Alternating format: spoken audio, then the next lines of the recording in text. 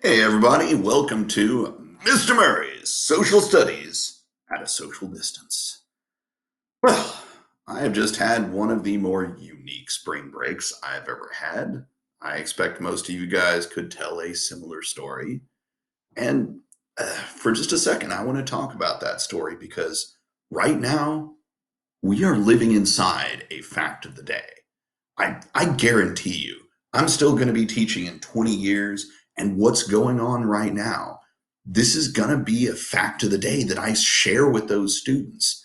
And so will you guys, maybe not as teachers, but this is something that someday your kids, your grandkids, and people who aren't born yet are going to need to know and understand the lessons that we're learning about this. What's going on in the world right now is exactly why we learn social studies, so that we can understand things like this and we can learn lessons from them. So we can try to, well, stop things like this from happening. And if that's not possible, how we can do better next time and not make the same mistakes again.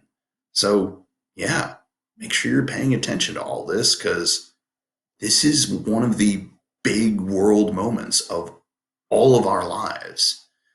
All right, after that weighty bit, it's time to move on. Okay, so the last lesson that I gave you guys on the Thursday before spring break, I taught you about the coronavirus. And I hope you remember the message I gave you. That the central message was this is really serious, which yeah, it's pretty serious, but there is no need to panic.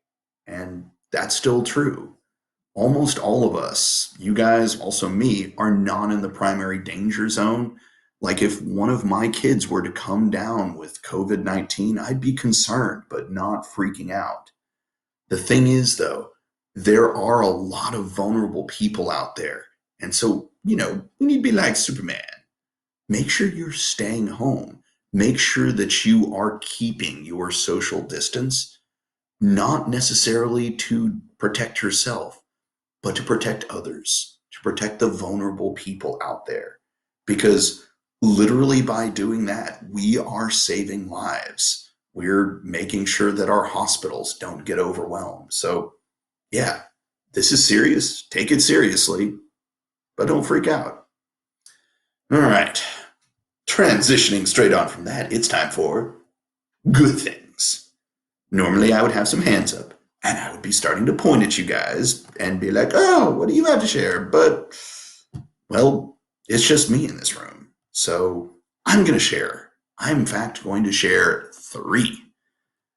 Having spent nearly all of spring break pretty much all locked up in my house, I had plenty of time to watch all those movies I never have time to watch, get some good reading done, and even play a few video games. So I'm going to tell you about those.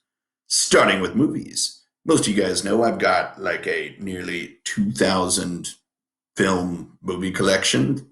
And over the break, I had time to watch at least one movie in each of the following languages: English, Spanish, Japanese, Russian, French, German, Swedish, Bengali, that's Polish, and Italian.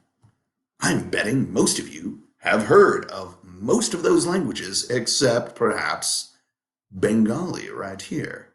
Bengali is one of the two or three most commonly spoken languages in India, which in fact has something in the 20s of commonly spoken languages. So there, I managed to sneak a little bit of social studies into my good things. Moving on, I also had time to read. One of the things I read, and the reason there's no official cover yet, is I was actually reading a book written by my own father. Ever since he retired, my dad has been working on a series of science fiction novels. I'm reading the second one right now, and you know what? It's pretty good. So, shout out to my dad. Finally, I've been playing, I was going to say video games, but mostly just one. In the video game I am playing, my main character is a lawyer who is also a detective who also kicks bad guys in the face. So, there's that. Okay. that was a little weird where only I got to share good things. So here's what I'd like you to do. If you have good things that you would like to share, make sure they're school appropriate, make sure they are actually good. Please email them to me at the email address that is staring at you on the screen right now. If you email them to me today, you just might see them get shared with, well, all of my students, if you so wish. So be thinking about that. So the email address you are seeing on the screen is the best way to get in contact with me. From during the regular school hours, like during the week from about 8:40 in the morning to 4 in the afternoon, I'm considered on duty. And if you email me, you should expect to get a reply in less than an hour unless I am completely buried in emails or managing some sort of online meeting. If you email me like in the evening or at night or on the weekend, well, you might not get a response till the morning, but you'll get one sooner or later. So, students and parents, you have any questions about social studies, about what we're studying, about anything going on in the world, any questions you guys have, please shoot me an email and I will get back to you ASAP. All right, so what now? We were expecting to be in school right now, and well, we're clearly not. So, what do we do with ourselves? Well, if you happen to have a big film collection with 2,000 of the world's greatest movies, you could show yourself your own private film festival, but that may not be an option for everybody. I'm willing to bet that a bunch of you have been watching things on YouTube. And, that's not necessarily a bad thing. Mr. Murray has spent a decent amount of his own time watching weird stuff on YouTube. But I'm going to throw this out as just, an idea. There's actually some really good, cool, entertaining, and, valuable stuff that you can see on YouTube. If you want a specific example, Mr. Murray has always been a big fan of Crash Course. I donate a little bit of money every month to these guys, and they have shows that teach you about everything: world history, science, math, the history of film, the history of video games. I mean, seriously, they've got just fun YouTube courses to teach you about all sorts of stuff. That's not the Crash Course, of course, isn't the only example of stuff like that on YouTube. But if you've never tried to use YouTube to teach yourself in a cool, fun, entertaining way, it's not a bad place to start. Also, guys, read. Spend some time reading a book just for fun. And I know I can feel the groans coming out of my computer screen right now. But you may never in your entire life have another chance like this. You're not in school, but you also can't go out and hang out with friends right now. Even if you're not normally a big reader, see if you can find something you're interested in reading. Ask your family for recommendations and make yourself sit down and spend some time reading. If you get yourself in that habit, you're going to find that helps you so much for the rest of your school career and the rest of your life. I have spent a bunch of my time reading for fun. So, you know what? I'll be honest. Over spring break, I had to read this really long, really boring book that it was part of my job to read. It was so bad. But the fact that I spend a bunch of my time reading for fun made it relatively easy to push through and read the boring book and get it done. And it wasn't all that painful. If you'd like all of the reading you don't like in school to get easier and less boring, make yourself read for fun because only you know exactly the sort of stuff you're interested in. Seriously, take advantage of this time. And finally, stay active. It can be hard because a lot of us are kind of shut up in relatively small spaces, but do a little something each day to, get your heart rate up. That will help fight off the depression that it's easy to fall into if you're just confined to a small space for a while.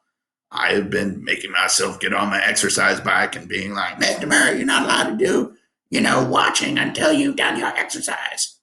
Seriously, try it out. All right, let's see. What else do I need to talk about? Google Classroom. You guys are all already in my Google Classroom. You're used to using it. Pretty much anything I have and need to share with you during the time we're outside of the actual classroom is going to be in Google Classroom. This video will be there. Some stuff I talk about in a couple of minutes will be there. So stop by my Google Classroom to see what's there, and what I've been asking you to do. All right. So speaking of that, if we were in the real classroom, we'd be learning about South Asia. South Asia, as far as countries go, is one of our smaller regions. There are only 7 countries: India, Pakistan, Bangladesh, Nepal, Sri Lanka, Bhutan, and Maldives. That's 7 countries. But another way to look at this is the biggest region we've studied so far. When it comes to people, India has the second most people in the world. Pakistan is the fifth. Bangladesh is number 8. I mean, heck, there is a state in India. It's right over here. If it was a country, it would be in the top 10 biggest countries in terms of people in the world. This region is a big deal, and I had all sorts of stuff ready for you guys to be doing. And, well, for the moment, I'm only going to ask you to do one thing, which actually is 2 very small things. First, I want you to find one interesting fact about South Asia. You've got the entire internet at your fingertips. I mean, if you're watching the video, you can get on the internet. It doesn't have to be about the entire region. You can pick one of these countries and find something cool about them. You could just pick a city and find something cool about it. Anything that has to do with South Asia. Use your resources, probably the internet, and find out something interesting. Second, ask me one interesting question about South Asia. You don't need to know the answer. As a matter of fact, I'm kind of expecting you to not know the answer since you're asking it. Ask me a question and I will do my best to dig up the answer for you. So I want you guys to come up with cool stuff here. Find cool facts on your own and find cool questions, because I'm going to take the best and most interesting facts that kids give me and the best and most interesting questions that kids give me. And I'm going to share those things, the facts and then the answers to the questions, in a future video. So if you would like to see your fact or question immortalized for all time in an online video, this is your chance. You can submit the facts and the questions in a Google form, which will be posted right next to this video in my Google Classroom. If you have any trouble, shoot me an email. All right, we're almost done, I promise. Last announcement. Coming soon.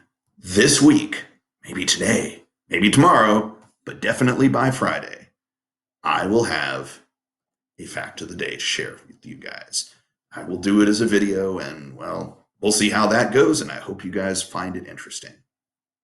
Until then, for the umpteenth billionth time, if you have any questions, please just shoot me an email, and I will get right back to you. Until then, stay safe. Let's protect the vulnerable people among us, and we'll all get through this. I can't wait to hear from you guys, and I can't wait to see you guys again.